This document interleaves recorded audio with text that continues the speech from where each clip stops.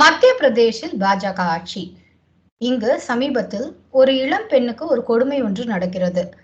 அதற்கு பிறகு அது சம்பந்தப்பட்ட நபரினுடைய வீடு இடிக்கிறாங்க. இதை எப்படி பார்க்கறது சார்?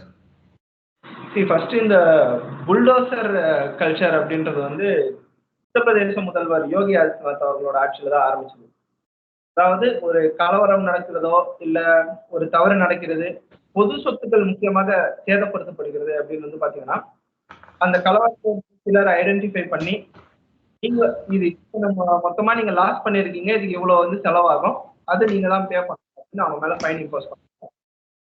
அண்ட் நீங்க 4 பேர் மட்டும் கட்ட தேவையில்ல, இன்னொரு 4 பேரை நீங்க ஐடென்டிஃபை பண்ணினா நீங்க 8 பேரா கட்டலாம் அப்படின்ற மாதிரி. இதெல்லாமே ஆன் ரெக்கார்டு கிடையாது. ஒரு வாய்மொழியாக நம்ம அந்த ஊருங்களுக்கு பயணப்பட்ட போது அங்க இருந்த மக்களை சந்தித்த போது தெரிந்து கொண்டாங்க. ஸோ அந்த மாதிரி நீ இன்னொரு 4 பேரை காமி, இன்னொரு 4 பேரை காமின்னு சொல்லிட்டு கிட்டத்தட்ட மொத்த கலவரத்தில் ஈடுபட்டவங்க எல்லாரையும் ட்ராப் பண்ணிட்டாங்க. அதுக்கப்புறம் என்ன ஆச்சுன்னா, ஒரு கலவரம் நடக்கக்கூடாது இல்ல ஒரு அசம்பாவிதம் நடக்கக்கூடாது அப்படின்னா கலவரக்காரர்களை, சமூக விரோதிகளை பைனான்சியலா அட்டாக் பண்றது மட்டும்தான் ஒரே சொல்யூஷன்ன்றது உத்தரப்பிரதேஷ்ல ஒரு மாடலா அவங்க ஃபாலோ பண்றாங்க. எப்படி குஜராத் மாடல் அப்படின்றது டெவலப்மெண்ட் சொல்றோமோ, சட்ட ஒழுங்குக்கு உத்தரப்பிரதேஷ் மாடல் அப்படின்னு நம்ம சொல்லலாம். ஒரு தவறு நடக்கிறது என்றால் அந்த சமூக விரோதியை பைனான்சியலா அட்டாக் பண்ணாதான் மீண்டும் அந்த தவறு நடக்காது.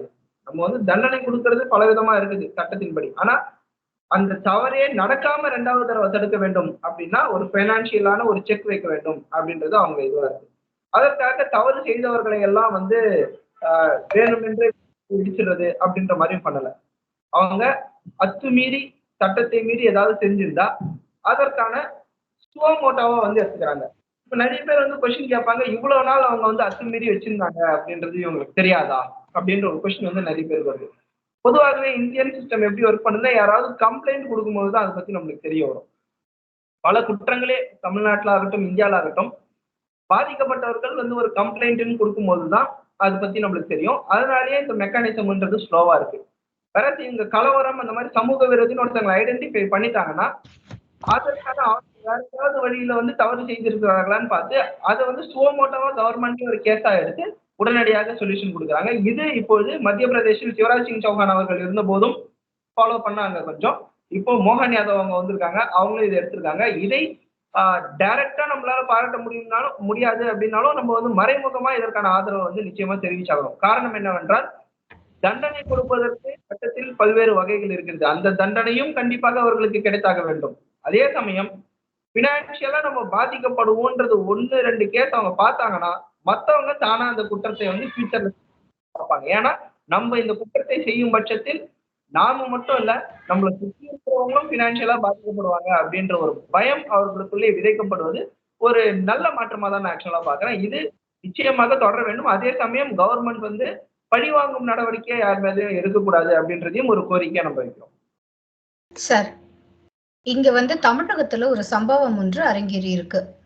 அதாவது தேர்தல் அதெல்லாம் பிறகு பாத்தீங்கன்னா, ஒரு பேருந்து ஓட்டுநர் சாலையை கடக்கும் போது குறுக்க நின்ற இளைஞர்களை நீங்க கொஞ்சம் நவுந்து போங்கன்னு சொல்ல முடியாதுன்னு சொல்ல, அவங்கள கிராஸ் பண்ணி போகும்போது ஏதோ பஸ் அவங்க மேல தெரியாம உரசின மாதிரி போயிடுது, பக்கத்துல போயிடுது. அவங்க வழி விடாம நிக்கிறாங்க. இதற்கு பிறகு அந்த 6 இளைஞர்களும் அந்த ஓட்டுநர் நடத்துனரை அடித்து உதைத்து அவர்கள் உடனடியாக மருத்துவமனையில் அனுமதிக்கப்படுறாங்க. பின்னர் கைது செய்யப்படுறாங்க இந்த 6 இளைஞர்கள். இந்த செய்தி ஒருபுறம். தலைநகர் சென்னையில் போலீசாரை விரட்டிய போதை இளைஞர்கள் அப்படிங்கிற ஒரு செய்தி வருது.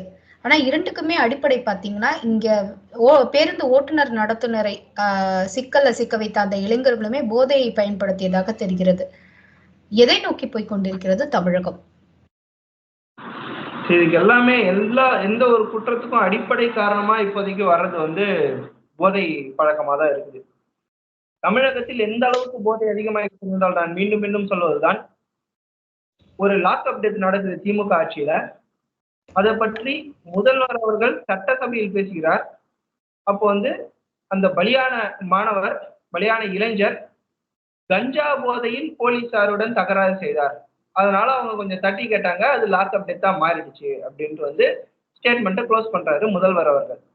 நம்மளும் என்ன நினைச்சிட்டோம்னா, பாத்தியா போதையிலே ஒருத்தன் போய் போலீஸ்கார்கிட்ட அடாவடி பண்ண நினைச்சிருக்கிறான், போலீஸ் 2 தட்டு தட்டவனே செத்துட்டு இருக்கிறான் அப்படின்னு நம்ம நினைப்போம். அந்த மீனிங்ல தான் அது வந்து எல்லாருக்கிட்டையும் கன்வே ஆச்சு. ஆனால் தமிழகத்தில் ஒரு இளைஞர் கஞ்சா போதையில் சுற்றிக் கொண்டு போலீசாருடன் வாக்குவாதம் செய்யும் அளவுக்கு கஞ்சாவின் புழக்கம் அதிகமா இருக்குது அப்படின்ட்டு டைரக்டா முதல்வர் அவர்கள் சட்டசபையில் ஒப்புதல் வாக்குமூலம் கொடுத்ததாக தான் இதை நாம் பார்க்க வேண்டும். சோ இது நாம் பேசுறது வந்து கிட்டத்தட்ட 2-3 வருஷம் ஆயிடுச்சு.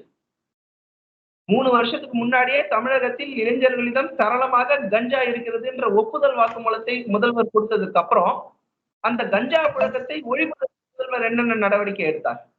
இது யாருக்குமே தெரியல. இதை எதிர்க்கட்சி தலைவராக சட்டசபையில் உட்கார்ந்து கொண்டு எனக்கு பக்கத்துல யார் வேணும்னு உட்கார்ந்து அந்த சண்டை போட்டுக்கிற அந்த தலைவரும் கேட்டதாக நமக்கு தெரியவில்லை. Say no to drugs, say no to டிஎம்கேன்னு சொல்லிட்டாங்க. ஆனால் சட்டசபையில் 66 எம்எல்ஏக்களை வைத்துக் கொண்டு அந்த ட்ரக்ஸுக்காக நீங்க என்ன கேள்வி கேட்டீர்கள் திமுகவிடம்? அதை யாருமே கேட்ட மாதிரி தெரியல. அண்ணாமலை அவர்கள் மட்டும்தான் அவர் சட்டசபையில் இல்லைனாலும் மக்கள் மன்றத்துல வந்து அது கண்டினியூஸான ஒரு கொஸ்டினா வந்து வச்சுன்னு இருக்காரு. ஆனால் திமுகவிலிருந்தே அயலக அணி செயலாளர் அப்படின்ட்டு ஒருத்தர் பிடிக்கிறாங்க. அவர் ஒரு பெரிய ட்ரக் கிங்டம்கே ஹெட்டா இருக்கிற மாதிரி இருக்கு. ஸோ இது தமிழக அரசு இனிமேலும் நடவடிக்கை எடுக்குமா அப்படின்ற சந்தேகமே நம்மளுக்கு வருது. ஏன்னா தமிழக அரசில் அங்கமாக இருக்கும் திமுக அவர்களுடைய முக்கியமான நிர்வாகிகளே இந்த மாதிரி ட்ரக்ஸ் ரிலேட்டட் கேஸ்ல மாட்டும் போது திமுகவின் அரசு இதற்கான நடவடிக்கை எடுக்கும் அப்படின்ற நம்பிக்கை எனக்கு வந்து ரொம்ப குறைஞ்சிருக்குன்னு தான் சொல்லணும். ஆனாலும் இளைஞர்கள் குறிப்பாக இந்தியா வந்து ஒரு இளைஞர் சக்தியை நம்பிக்கொண்டிருக்கிற நாடு. இளைஞர்கள் போதை பழக்கத்திற்கு அடிமையாவது வந்து வரைக்கும் நாம் அதை தடுத்தாக வேற வழியே கிடையாது. இது வந்து நம்ம அவேர்னஸ் தான் நம்ம சொல்லி ஆகணும். ஒவ்வொருத்தன் கையை பிடிச்சோம் நீ வந்து கஞ்சா பக்கம் போகாத, சாராயம் பக்கம் போகாத அப்படின்னு நம்ம சொல்ல முடியாது. இந்த ஆட்சியாளர்களை நிச்சயமாக நான் நம்ப தயாராக இல்லை. ஏன்னா வேங்கை வயலுக்கு போகாத முதலமைச்சர் சாராயம் குடிச்சிட்டு சாக கிடந்தவங்களை பார்க்க வந்து போனாங்க. அவருடைய கட்சியை சார்ந்த நிர்வாகிகளே மிகப்பெரிய ட்ரக் நெட்வொர்க்ல மாற்றுறாங்க. கஞ்சாவின் புழக்கம் அதிகமாயிடுச்சுன்னு சட்டசபையில வாக்குமூலம் கொடுத்துட்டு அதை பற்றி எந்த நடவடிக்கையும் இல்லை. எதிர்கட்சி தலைவரும் அதுக்கேற்ற மாதிரி தான் இருக்காரு. சோ நம்ம ஒரு அவேர்னஸா தான் இளைஞர்களுக்கு ஒரு வேண்டுகோள். இளைஞர்கள் இதுல இருந்து சீக்கிரம் மாறுவாங்க, மாற்று பாதைகளை மாற்று வழிகளை சிந்திக்க ஆரம்பிப்பார்கள்னு நம்புவோம். சார் ரொம்ப நன்றி சார். இத்துணை நேரமும் அழகாகவும் தெளிவாகவும் நிறைய விஷயங்களை எங்களுக்காக எடுத்து சொன்னீங்க. மீண்டும் நல்லதொரு சந்திப்பில் சந்திக்கலாம். நன்றி, வணக்கம் சார்.